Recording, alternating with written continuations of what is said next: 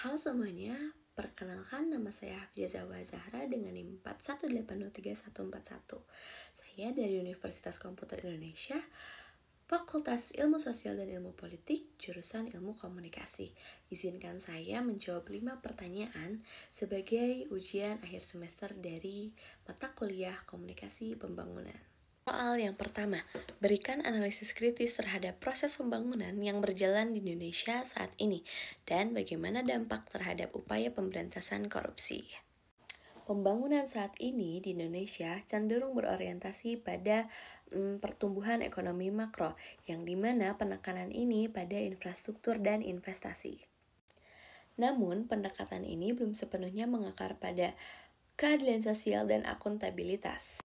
Pembangunan cenderung sentralistik, yang dimana daerah tertinggal masih tertinggal dalam akses sumber daya alam, sumber daya manusia, dan informasi. Proyek mercusuar juga terkadang mengabaikan kebutuhan lokal dan keberlanjutan. Korupsi sekarang bahkan bertransformasi dari yang konvensional menjadi lebih sistemik, seperti manipulasi proyek, pengadaan barang atau jasa, sampai konflik kepentingan di level daerah.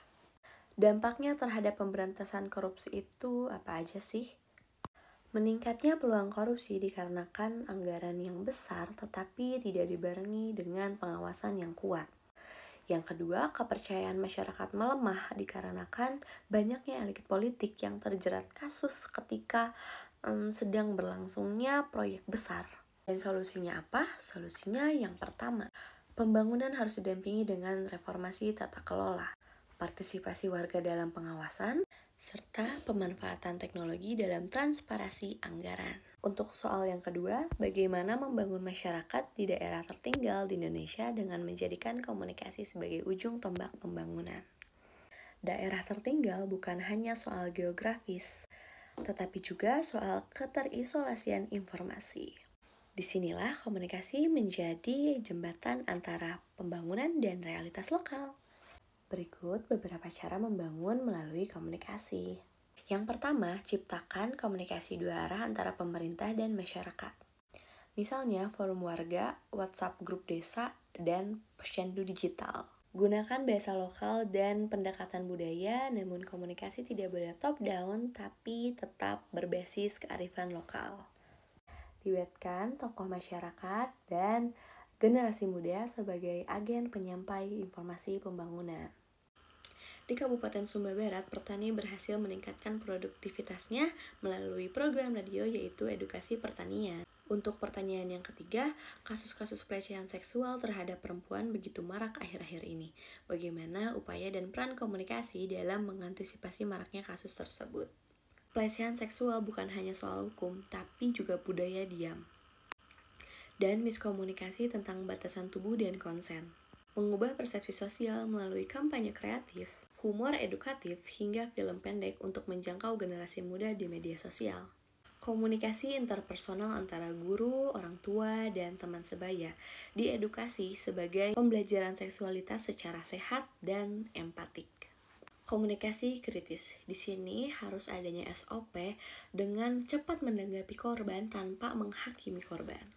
Contoh nyatanya dengan adanya kampanye digital di TikTok yang berjudul Mulai Bicara, di mana ini menjadi tempat yang aman bagi para korban menyatakan apa yang mereka rasakan.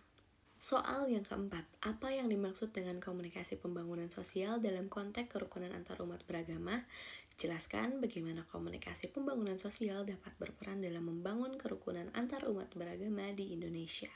Komunikasi pembangunan sosial adalah alat untuk membangun kohesi di antara keragaman.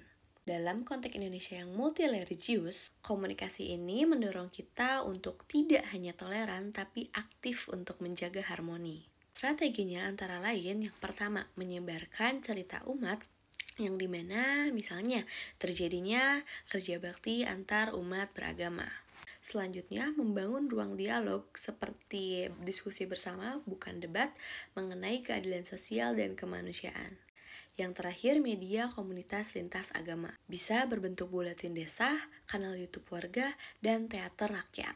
Tujuannya, komunikasi bukan hanya meredam konflik, tapi membentuk rasa memiliki antar warga meskipun berbeda keyakinan. Untuk soal yang kelima, ini adalah soal terakhir. Sebutkan dan jelaskan tantangan-tantangan yang dihadapi dalam membangun kerukunan antar umat beragama. Analisis peran media massa dalam membentuk opini publik terkait kerukunan antar umat beragama. Dan berikan contoh kasus yang relevan. Tantangan utamanya yaitu ada 3. Yang pertama, narasi provokatif di media sosial. Yang kedua, minimnya pendidikan lintas agama. Yang ketiga, penyelewengan identitas agama hanya untuk kepentingan politik. Peran media massa di sini yang pertama kurasi narasi. Media di sini harus lebih memilih untuk memberitakan nilai-nilai kerukunan dibanding konflik, edukatif dan konstruktif, dan membangun jurnalisme damai. Untuk contoh kasusnya, pada tahun 2023 ada polemik perayaan Natal di masjid yang ada di Yogyakarta. Sebagian media di sini memancing emosi, namun ada media yang dimana menampilkan sisi kolaborasi dan klarifikasi fakta, yaitu Tirto dan Kompas. Sekian dari saya, itu adalah jawaban dari 5 pertanyaan yang Pak Yudi, yaitu dosen pengampu saya berikan. Terima kasih atas ilmunya selama 1 semester ini. Salam sehat, bye-bye.